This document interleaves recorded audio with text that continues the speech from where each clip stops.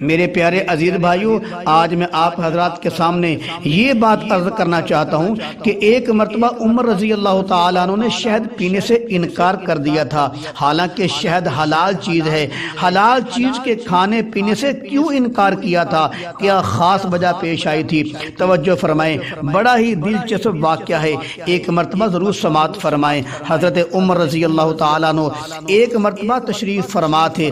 حضرت عمر رضی اللہ عنہ کا خادم خاص اسلم عرض کرتا ہے کہ میں نے عرض کیا حضرت کہیں سے شہد آیا ہے، یہ کہہ کر میں نے عمر رضی اللہ عنہ کو شہد ملا کر شربت بنا کر پیش کیا تو عمر رضی اللہ تعالیٰ عنہ شہد کا شربت دیکھ کر رونے لگے اور فرمانے لگے جس ملک میں بچے چیخیں مار مار کر روتے ہوں اور میں مزے سے شہد پیوں یہ نہیں ہو سکتا۔ پھر فرمانے لگے میں اس وقت شہد پیوں گا جب ان بچوں کو ہنستے ہوئے دیکھوں گا۔ یہ فرما کر عمر رضی اللہ تعالیٰ عنہ شہد پینے سے انکار کر دیا۔